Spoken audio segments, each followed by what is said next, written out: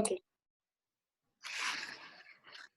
Hello everyone. You are tuned into Web of Words, and I'm your blogger buddy Shruti Dugar. Today I have with me Ms Priya Sengupta, who many of you have come across as a social media influencer. At the core, she is a behavioral skills, technical skills, MDP trainer, an instructional design specialist, and a professional communicator. Apart from that, she is a business consultant, speaker, presenter, writer, and an editor.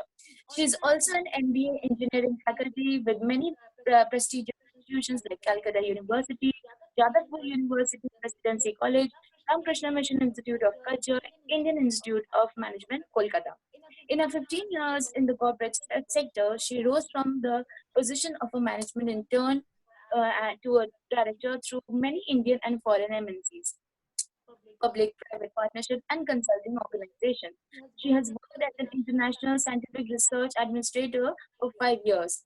She has been an entrepreneur for the past 10 years. Now, she passionately mentors budding entrepreneurs and startups. Apart from being a very popular service partner to her organization, ALTAVEU, which caters to mainly private and government sectors. She completed her learning from a master's degree in human physiology and a master's degree in business. And her fluency with different Indian and foreign languages with a vast experience of 15 years has contributed to her personality a lot. As an entrepreneur, she has been conducting many workshops, and her experience has positively impacted her workshop participants, mentees, and organizational clients. Her work on the industry academia interface and also business and science interface is well recognized. So here's Ms. Priya Sengupta, founder of ALTAVEU and chief of DEEEShary, in discussion with me on the future of work. Hello, Priya. How are you? I'm fine. Thank you, Shruti, for this opportunity. And I'm so glad to see you. You look so beautiful. Same to you. You are always so encouraging. Tell me, so what questions do you have for me today? So, what do you think is the future of work considering the present scenario? Okay.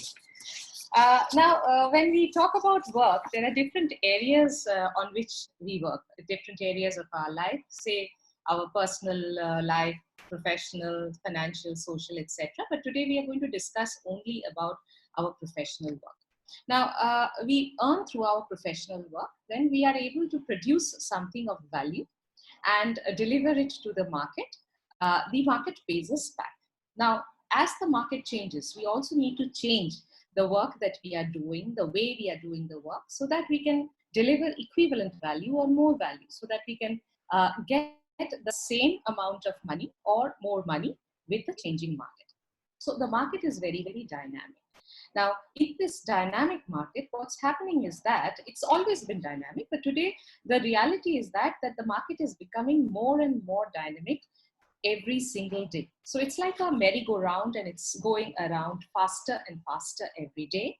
And as a result, this is presenting a very big challenge to work. So in the future, our biggest challenge will be the volatility of the market and the changes in the market, which are going to happen so fast that organizations and individuals are going to have a lot of a tough time managing that.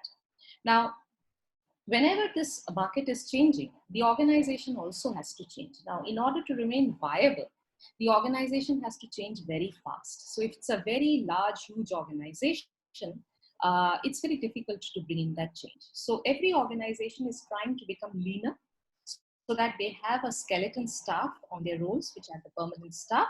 Few of them are there to sustain the organization. But whenever there is a project or a particular work that comes up, they are going to hire people for a short-term basis for the work alone, and the work gets done and those people are released. And this is basically what is the gig economy that we are hearing nowadays. So it's a project-based economy. And tell me what next you would like to know. Yeah, the next question is involves in your answer. So, please explain more about gig economy, and do you think the present generation is prepared for gig economy? Okay, so in the gig economy, as I was saying, that for a particular piece of work or a particular project, a team is hired. So how does it work?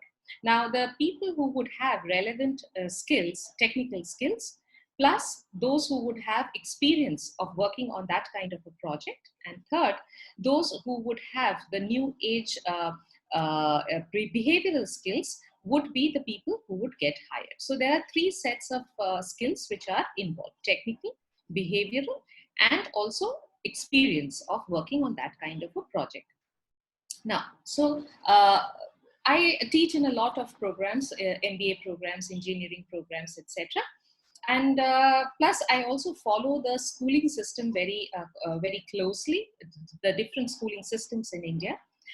So what's happening is that we are having an education system which is not geared towards professional work, not much geared towards professional work. Now, even the best of the institutions, they are generating students who are, well, they have the technical skills, they are very obedient, but they are groomed to be full-time employees in an organization. And that this is what I'm saying is about the best institutions in the country. Now, however, the reality is this, that going forward, or already at present, not so many full-time employees are required in organizations. So people would be hired more on contractual basis for short terms, etc. And that's not what our schooling system is preparing us for, or the college system is preparing us for. In fact, I get a lot of parents who come for with their children for counseling, that is for career counseling, and they ask me that which is the particular school or college or university that they should send their ward to, so that there is good placement facility. Now, I get very scared when I listen to these questions, because it's not about placement, because this placement is not going to be lifelong employment for that particular person. So what parents need to think about and consult professional counselors like me about is which institution is going to groom my child in such a way so that he's going to be ready for when he comes out of the college, and through his working life, he's going to be able to meet the challenges of the changing market. So that's the question that the parents need to ask. So if you really, to put it in very short, so what's this gig economy about? Let's just take the example of a film. Let's talk about a Hindi movie or a Bengali movie or a Kannada movie. So when a film is to be made, the actors, the production people, the director, etc., they all are hired. They form a team. They quickly come together. They have the relevant skill set, experience. They have the behavioral skills of working together closely for that particular film. And once that is done, they take their payment and they leave. So that's exactly the model, the way Deepika Padukone works, the way Irfan Khan works. The same methodology is going to be used in the coming days, and it's already being used in several institutions. And I have been working for the last 10 years in the gig economy. So it's very much there already. Yeah. So what you're saying are the basic skills required in this gig economy? Okay, so as I was saying, that there are three types of skills, which are the three aspects of the gig economy work. The first is having the technical skills. Now, the technical skills, say for instance, for an actor, the technical skill would be acting. For a trainer, training would be the technical skill that is involved. Now, that skill is going to be there a lot in a populous country like ours, because there are many students, and most parents, they are interested in sending their children either for professional courses or higher education. So a lot of students are going to have, a lot of people are going to have the relevant technical skills. Now, what is the quality of that technical skill? Well, it depends upon which institution the person has got trained from and what is the level of commitment the person had during the training process, during the learning process.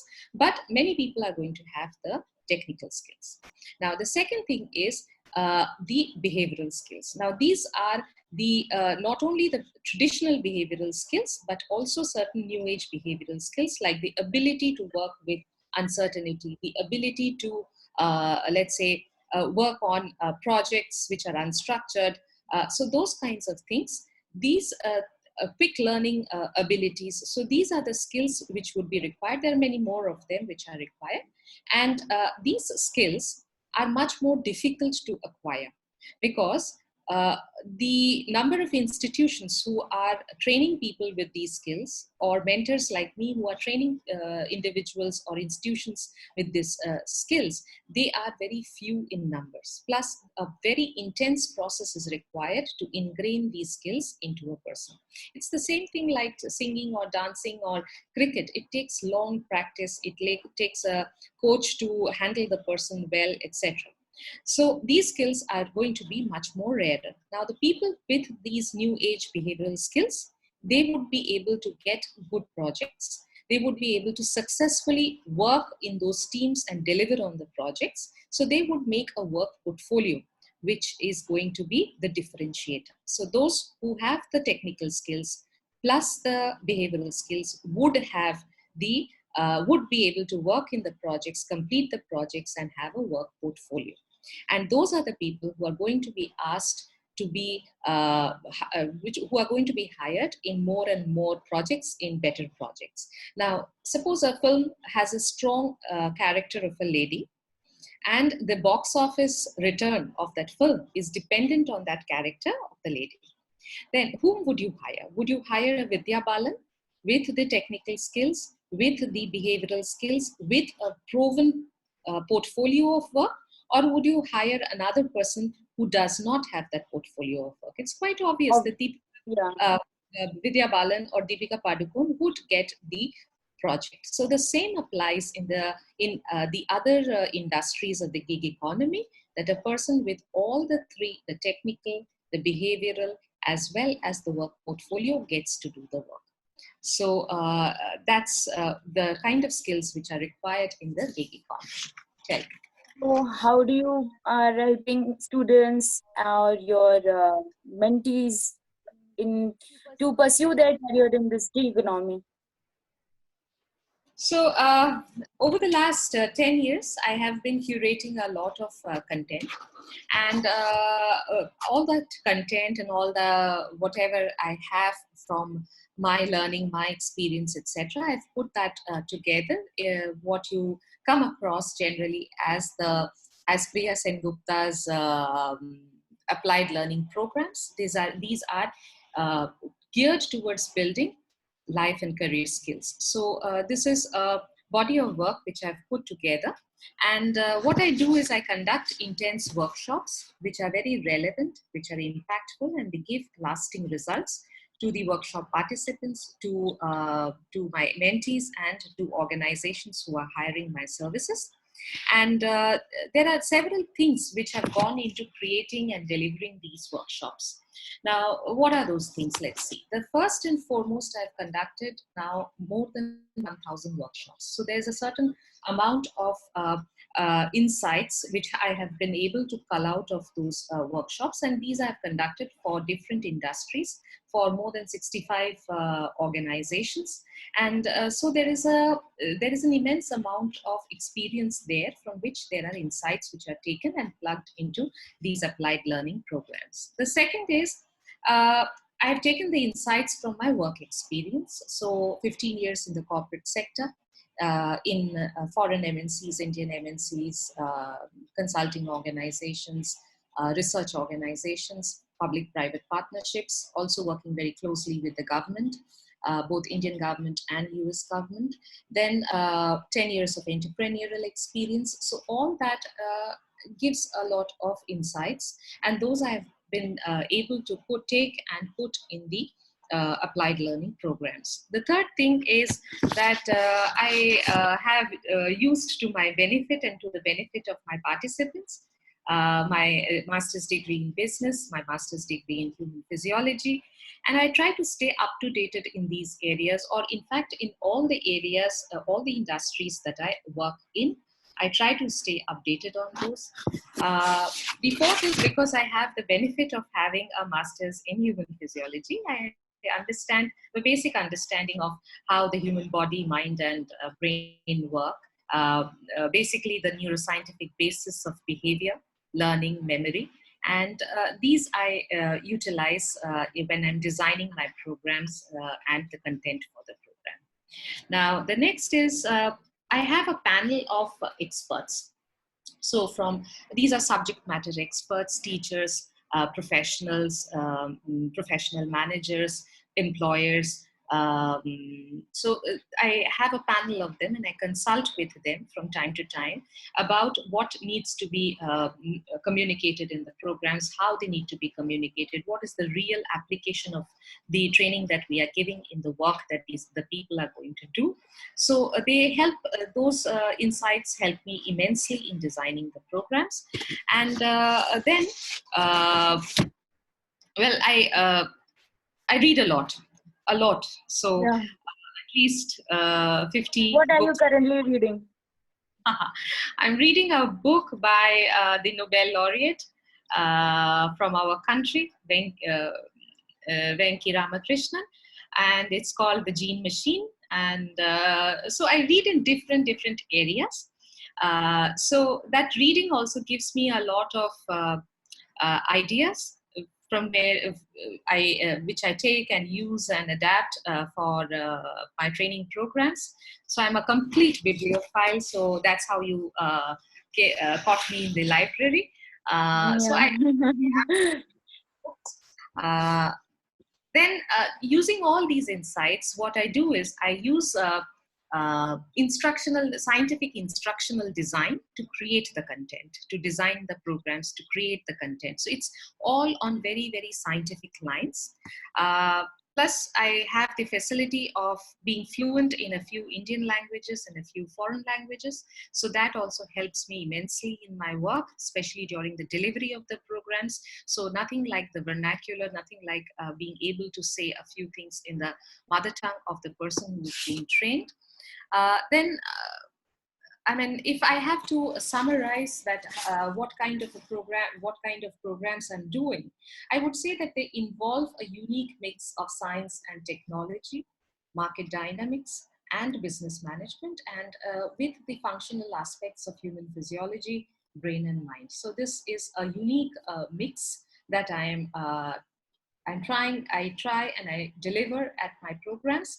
And finally, I'm very committed to providing customized, wherever possible, personalized delivery of the program. So this is what actually this personalization, the customization of the programs, this is what gives me the word of mouth, the referrals from one person to the other, from one organization to the other, so that I don't have to do too much of marketing activity. Rather, I use my time and effort and my team's effort into creating good programs and delivering superb programs. So this is the differentiator.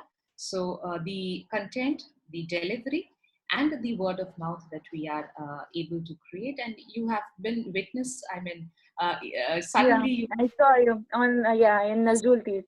Yes. So there is a bonding which I try to generate I agree with that.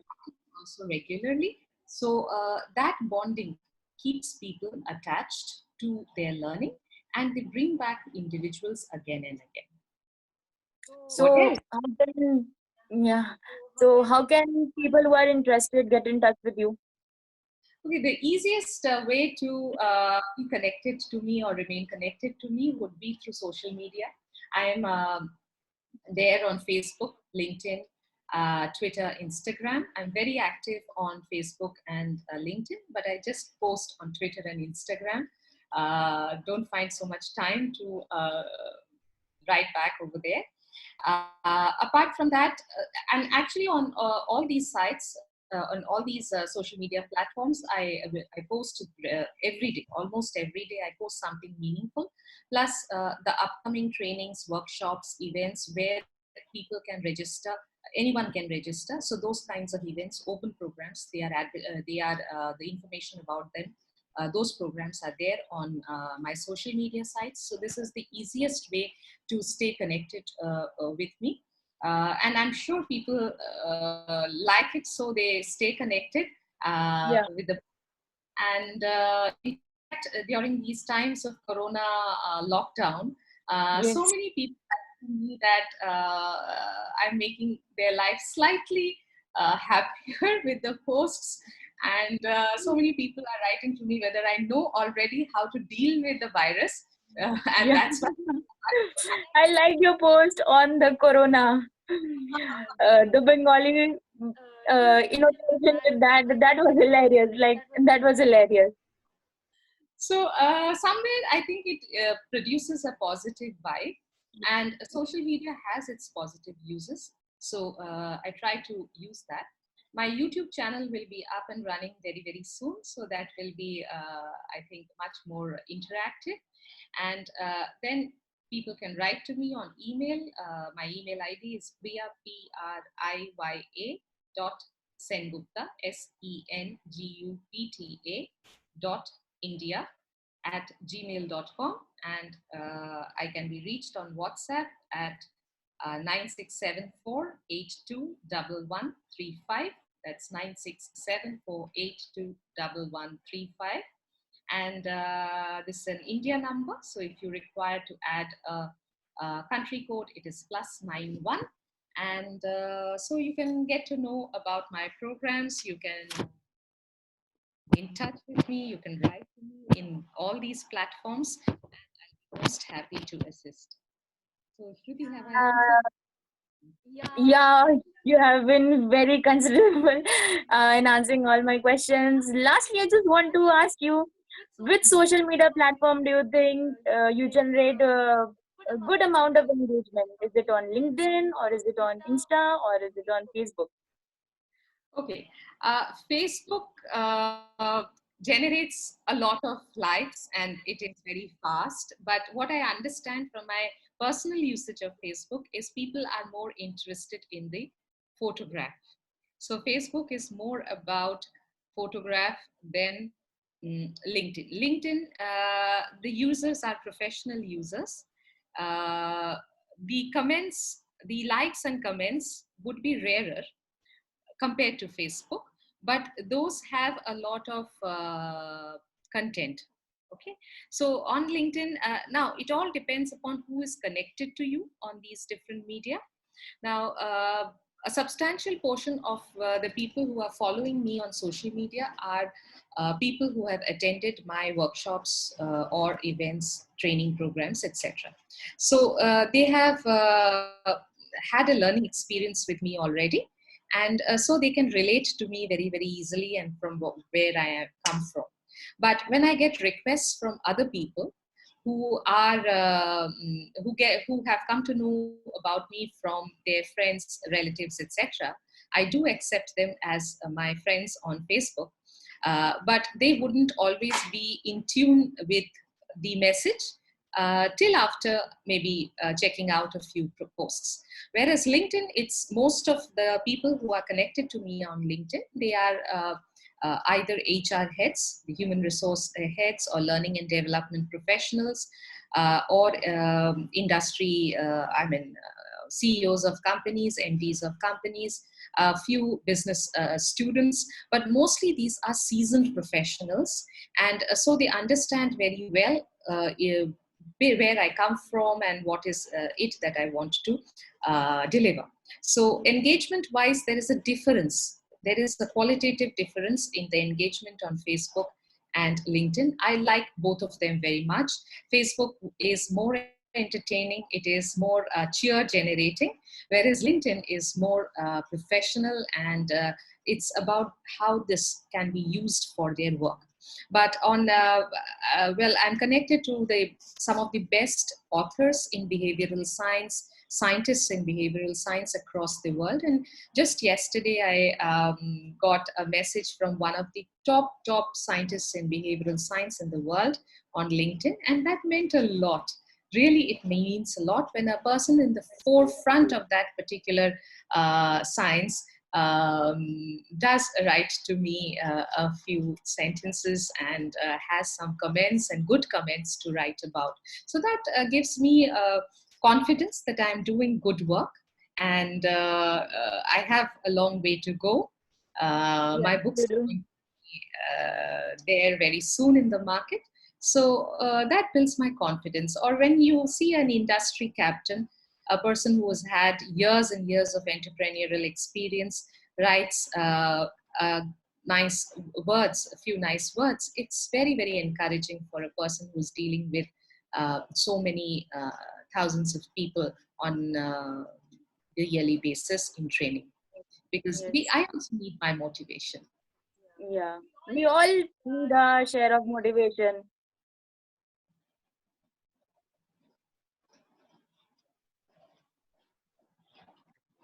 Okay. Thank you so much, Priya, for connecting with me and in such a short notice. So thank you so much for giving your time in this chaos that is happening. And yeah, I hope you good luck with your book launch. And I am coming it. Just tell me the date. Okay, sure, sure. And I'm really happy to have this opportunity, and I hope it's been useful to you. And I'm sure you will pass it on to people, and they should be able to congratulate you for the effort that you have made to bring the message to the forefront. Thank you, Shruti. You're doing great work, and I very much appreciate young individuals like you who take the initiative and are doing something for the community. Thank you. Thank you so much. Thank you. Bye bye. Bye bye.